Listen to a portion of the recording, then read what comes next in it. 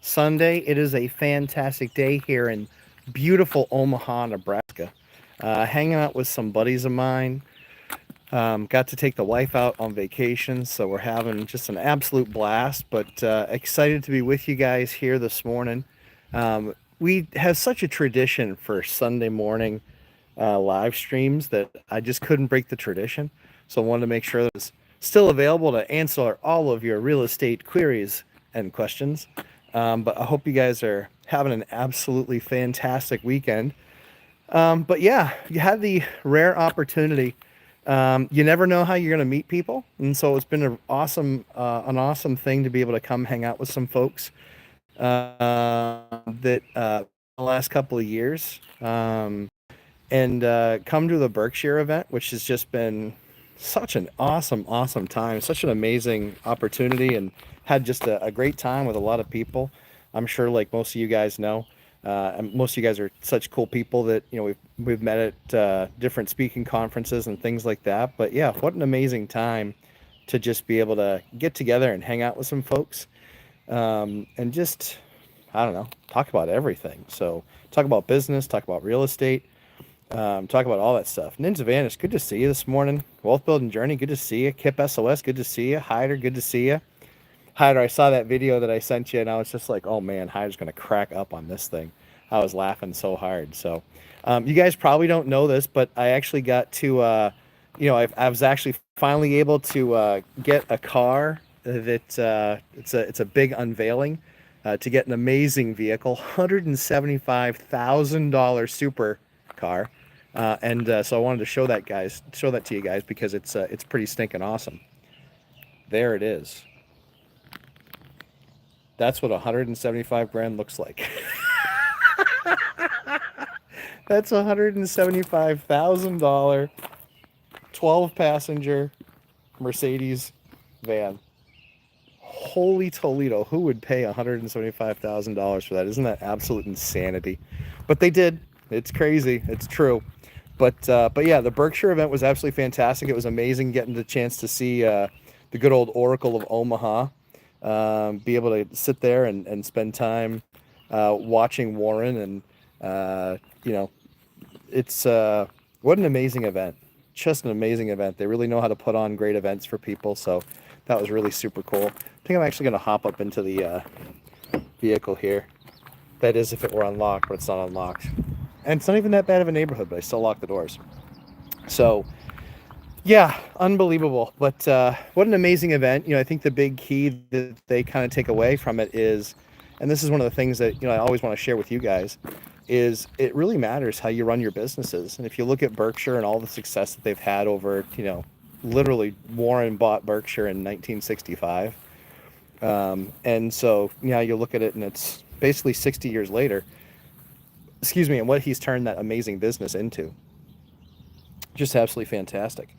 But just meeting all the nice people there and seeing how well and the pride that Berkshire takes in managing the event, and taking care of its shareholders, and him taking questions from people for hours.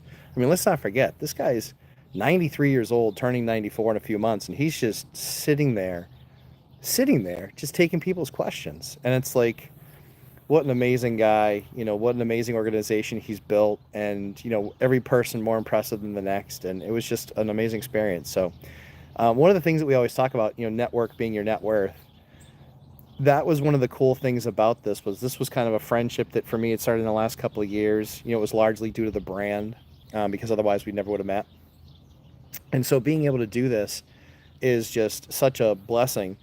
And it's not that it increases your net worth directly, but it's just the value that you're able to form new friendships, meet new people, meet new like-minded people, and just be able to do really cool stuff with them. This is what life is all about. And so the cool thing is that being surrounded by other people that are also business owners and such, you get to have conversations about their businesses. So where you get to learn a lot of these new cool things that you never knew before, you probably never would have talked about before, but now you get that because you get access to people that you otherwise never would have met. So I would encourage you guys, make sure that part of your journey is making sure to reach out to new people, try and do new and different things, get uncomfortable, because I think that you'll enjoy what it brings to you. But I think that it just gives you different experiences that you never would have had otherwise. I never, ever, because I'm not a shareholder at Berkshire, I never, ever would have come out to this event unless I'd been invited. And so it was a great opportunity to be invited. It was a blast to go do. And so, yeah, thankful for the opportunity. And I got to have my first vacation with my wife with no kids. And so that was a blast. But yeah, so that was a good time. We did cancel Bootcamp last night. We're going to cancel Bootcamp again this afternoon just because the internet is not the best and I can't really do it from my phone very well. And so we're going to cancel Bootcamp today, but we're just going to add another week to the Bootcamp. So just no boot camps this week. Yeah, let's jump into some more of the questions and the good mornings. Pallavi, good morning. Yoder, good morning. Good to see you guys. Angel, good morning. Robert, good morning, sir. Old guy REI. Hey, Frank, good morning. How are you? Higher. Hit the like for consistency. Thanks very much, Higher. 17 people watching, only 6 likes. What is going on? Am I just not making you guys happy, not talking about cool stuff? Then ask better questions. Chris Culp, good morning, sir. Robert Farinelli, question. I had tenants whose lease expires on the 15th agree to renew on April 15th, back out yesterday. They need a 30-day notice to terminate, and I have all of the emails. How should I handle this? So the way that you need to handle it, so it depends, and it depends on a couple of things. If they've then backed out and they're not doing it, did they still, in fact, pay May's rent? If they did, in fact, pay May's rent, and they gave you that notice where they backed out, they need to give you 30 days notice. So if they hadn't signed the new lease, but they did end up going to month, they do need to give you that 30 days notice.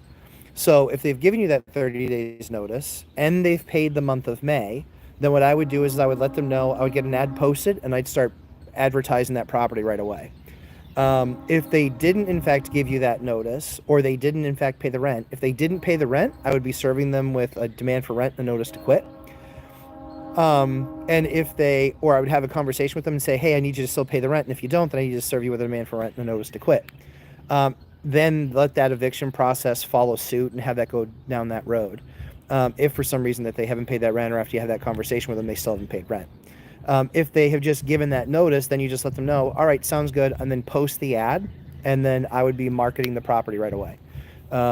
Because, toothpaste is out of the tube, let's get going, let's get a new tenant in there. So that's what I'd be doing. I'd be posting the property and trying to get it rented as soon as possible. Good news is, this is the best time of year.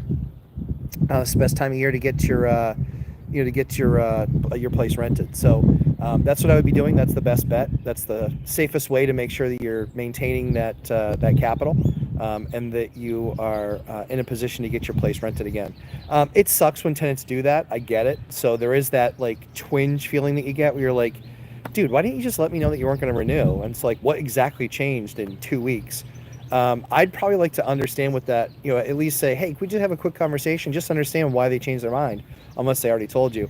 None of that's really necessary material, but what it is it just gives you an indication or more information about the situation or the process and why exactly they did change their mind. But yeah, if they do need to give a 30-day notice to terminate, they are month to month. If they have not given you that notice already, then it's something where you can say, okay, well, you can still do it, but it's not the first of the month, and so it's going to go into June, and so we'll need to prorate that amount. Or you can even just take that amount out of their security deposit as well. Depends on the state whether or not you're able to do that, but make sure you just check that local law of the ability to do that. BuzzTune, Mikey, good morning, sir. Good to see you. Grow your network by 2 people a week. 2 people a week is definitely, I know what Zub and I have talked about a number of times. We like to see it be 2 a week. If you can, 2 a week is great. And that just means a new conversation with a new person. Hey, this is who I am, this is what I do, and this is what we like to try to accomplish. Wealth building journey, very cool. Omaha, yeah, this is beautiful Omaha. Beautiful Omaha. It's actually a beautiful city. We really liked it. It's a nice little cool downtown, but typical Midwest city. Lots of great people. Lots of fun stuff to do. Trade Better 20. Like the smash button, everybody. Yeah, thanks very much, Trade Better. Yeah, hit that like button for me, guys. We want to try and push this out to as many people as possible because you know what? There's not enough great investors out there, and we need more in that market, in every market. Chris Culp, any surprises or major takeaways from the Berkshire Hathaway session? I think my only major takeaway was, how much these guys really understand and care about their customers. So I see why their brands have brand loyalty. I see why they buy companies that have brand loyalty. Quite frankly, that's what we're trying to do as landlords. We're trying to create a brand where people know that we list a property. We're trying to curate an experience. When you curate a great experience, you're going to have great pin action from tenant to tenant and property to property, and that's what we're all focused on. That's what we're all trying to accomplish, right?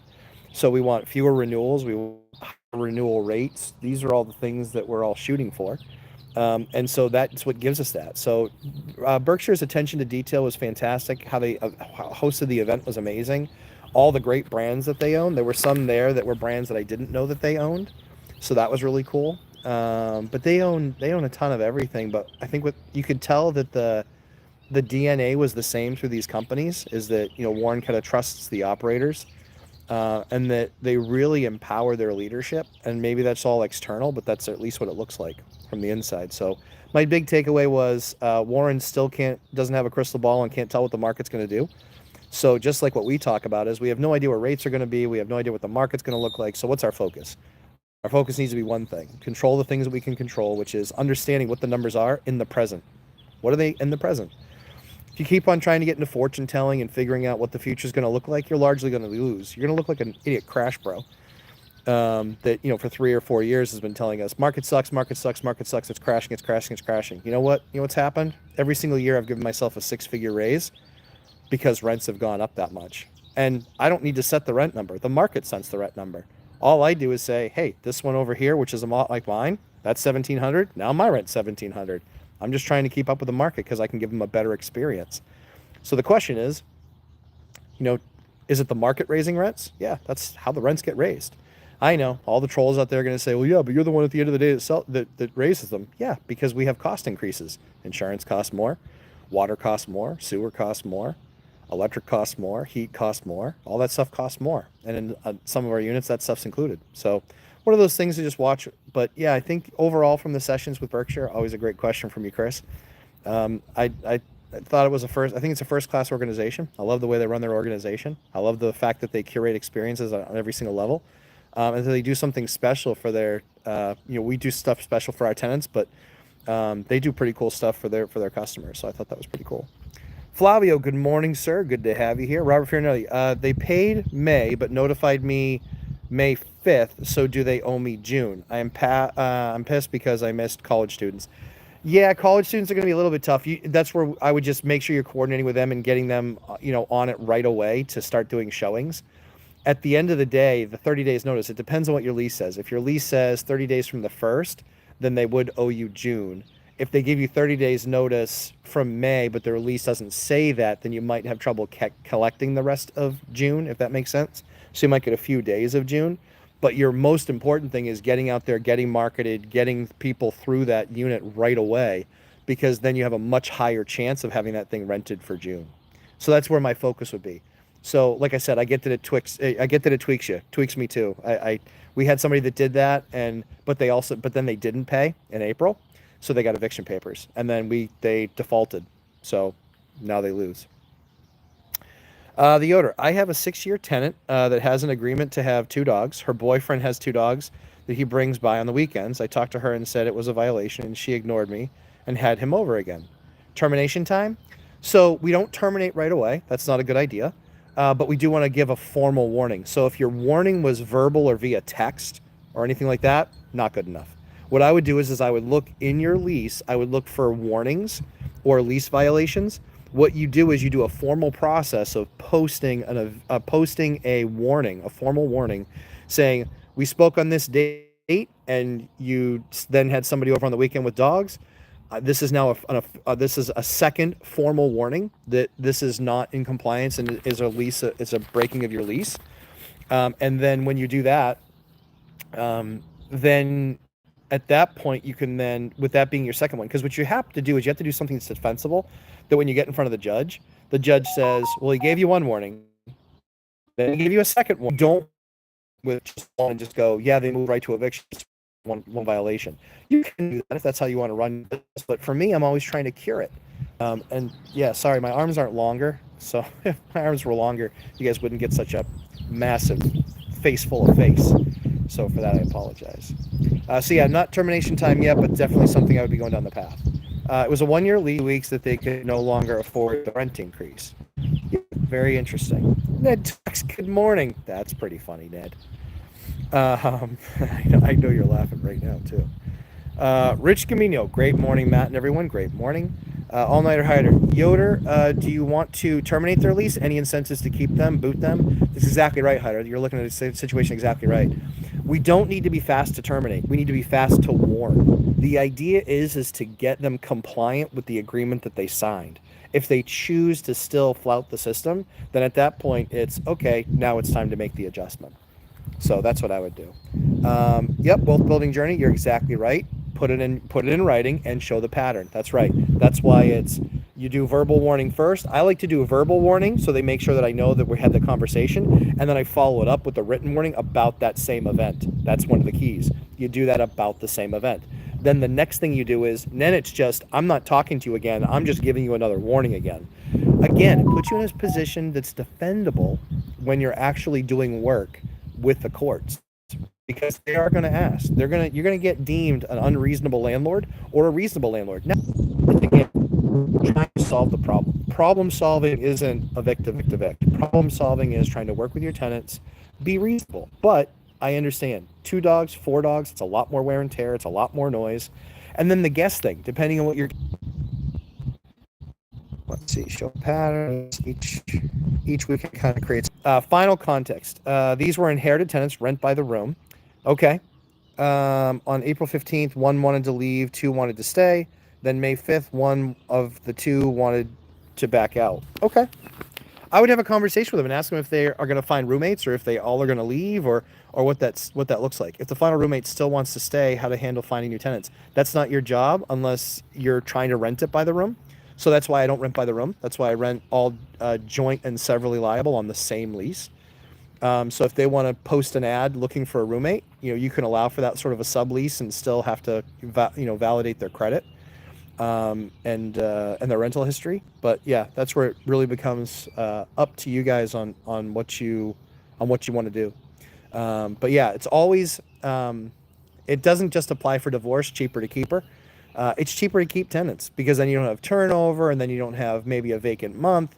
That's always better for sure. However, we can't be afraid. We cannot be afraid of a tenant, saying, well, then I'll just leave. Okay, sounds good. Leave. And we will be fully exercising all of our rights within your lease, which is basically just to put them on notice. Don't want to rent by the room? Totally agree with you. That renting by the room sucks. I don't like doing it. The only way that I would do it is like what we talked about in last week's live stream, where I talked to you guys about the SROs, Section 8 SROs, single room occupancy. It's because I'm getting paid 1 bedroom amounts times 2 in a 2 bedroom, which then financially and fiscally makes sense. So that makes it the right way to do it. Yoder, thank you all for your advice. You're very welcome, Yoder. Brett, hey, good morning. How are you? All-nighter. Basically, we should contact, biblically, we should contact them directly, then use a mediator. Last resort is, I think you meant basically, but maybe you meant biblically. Last resort is to go to the church council. Oh yeah, there you go. In which case would be a court of record. Yes, so that is correct biblically, and that's why, largely speaking, that's why that's one of the reasons we follow the process that we do. We want to give every single person a chance. I'm not trying to toss people out. I'm a landlord. I'm trying to curate an experience and give them a nice place to live. However, there are rules associated with that. So yeah, that's the way we do that. Robert Piranelli, I don't want to rent by the room. Totally agree with you. Buzzdoom, having boot camp withdrawals. My brain was like, why aren't you learning? Well, thankfully, there's a lot of other resources to learn from. But yes, I understand. It was interesting because last night we were kind of out to dinner, and I was like, yeah, I'm going to be home in time. And then, but I had checked the wireless in the morning, and I was like, yeah, maybe I'll try it later on that night. So I was at dinner. I was thinking the same thing. I was like, man, I should be in a boot camp right now. But the internet isn't the awesomest here, and I could never hold the phone for a few hours. And the way that the mic is set up, and it was a little bit wonky in and out. So I was just like, yeah, we're gonna need to be gentle. So I just wanted to get the best experience, and the only way I can give you the best experience is if I'm sitting in my studio for sure. Yoder, Hyder, incentives to terminate plus $400 a month. I don't want to do a turnover at this point. Yeah, I think that's right. You know, you don't, again, so guys, think of it less business. Think of it more life reality. Because they're going to be thinking about it life and reality. They're not going to be thinking about a business. They're going to say, you know what? I can't lose my place to live. This is how I want to do it, you know. But this is a problem for me, and I want more dogs here, and I want my boyfriend here.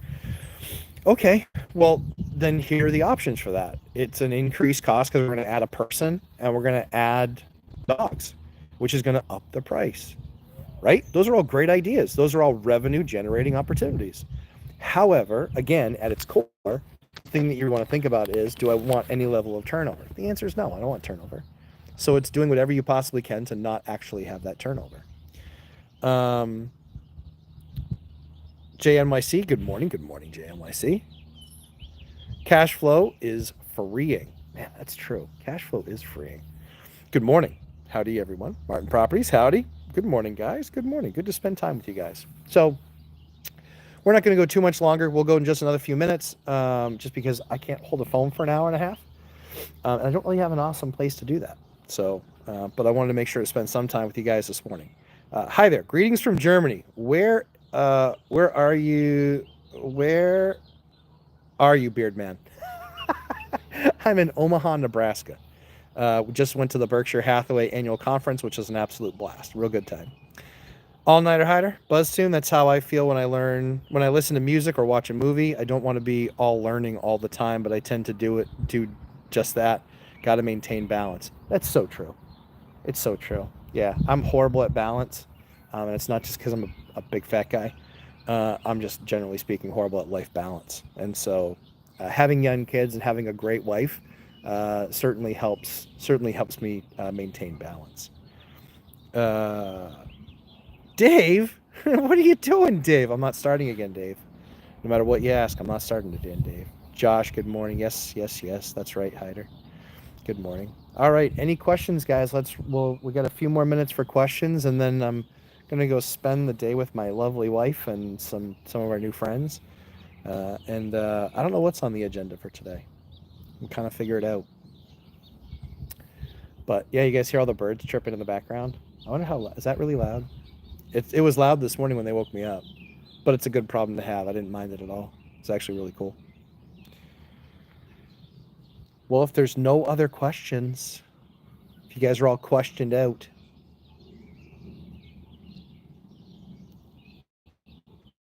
well, I hope you guys have an absolutely fantastic weekend. I hope you guys get the chance to sit back and relax, those of you who are in the boot camp, because it's going to be a big week next week. We got a lot of stuff to get through. And we're not doubling up sessions. I'm not saying that. I want to make sure you guys get full value. So we're going to just, the birds are chirping really loud. They are so loud. Look up, joyful day to all. You as well, look up. Always good to see you here. Matt, did you happen to meet my buddy Christian Walsh and Wire Associates? I didn't meet those guys. What do you chop off trees? Nope, I'm the Lumberjack Landlord, and you can go watch a video, Joe, if you're not sure what that is. But good morning from Germany. I'm in Omaha, but not from Omaha. But we're coming to you from Omaha this morning. But lumberjacks usually do chop trees, but I'm not a tree lumberjack. So, yeah. But next week we'll actually cover the new deal that I did, because we'll be a couple of weeks in to the new deal. So to give you guys just a little bit taste of what that is, I talked about it a little bit on Zoob's channel. Did a deep dive on Dion's channel. Dion Talk Financial Freedom, and one rental at a time. But did a deep dive on Dion's channel. It was a 3-year amortization. So it's just an absolute killer deal. So there are great deals out there for sure. You just have to, again, expand your network, make phone calls, property, and said, hey, anything else? That's one of his famous questions. And so we did a deal. He showed us this place. He's like, yeah, I actually wasn't planning on selling it, but yeah, if you guys are willing to pay that, then I'm willing to sell it. I'm willing to pay that, and he was willing to sell it. So we closed in, I think, 12 days. Yes, and we closed the deal in 12 days. I'll cover you guys all the details and walk you guys through it. So I'll show you guys exactly what next year, or what the next year will look like with that property, because that's an off the charts deal. So yes, Joe, we absolutely do deep dives. No worries. Sorry, your reception's bad, but welcome to the channel. Good to have you. But we'll do a deep dive here. We'll talk about the deal. We'll go deep into it, and then I'll show you the opportunity. Because very often, I think one of the things that, I am the lumberjack landlord, but I'd say I'm also the value investor. So where I really focus on is investing for value, and that's recognizing that I'm not going to get a turnkey product. I'm going to get a product that's going to need some work. It's going to need some fine tuning. Sometimes it needs some tuning, period, not just fine tuning. But we always get it to that place where then it's an amazing performing asset. And that's where I think you guys that watch my channel, that's where I think you guys that take my boot camp. But are you going to get your best deals? Not your best deals, largely speaking. So again, super great to spend time with you guys. Joe, welcome to the channel. Like I said, really great hanging out with you. Berkshire Hathaway, I completely forgot to put my vote in. See, I don't even own any stock, but I was able to be invited, and so I was able to come, which was just a real blessing and just an absolute blast. And no, greetings back. Thanks, Joe. And no Omaha Beach. We are at a place that has a beach, where it's like this tiny little lake river setup, but cool nonetheless. Really, really great spot. Want to make some dollars? Show me the dough. Joe, that's what I do. So you guys come hang out. We'll do on the live stream next week. We'll cover all the details of the deal. Get ready for a deep dive. And then for your boot campers, we're not doing any boot camp today, but we'll be back next Saturday for boot camp and Sunday for boot camp, because we'll be back in town this week. And yeah, hope you guys have an absolutely fantastic rest of your day. And again, appreciate you, and hope you have an awesome rest of your weekend. And we're going to go spend some time with my wife. So hope you guys have a great weekend and a great week, and continue doing what you're doing. Daily grind, daily discipline, like Zub talks about. Yeah, we'll see you guys in the next one. Take care, everybody.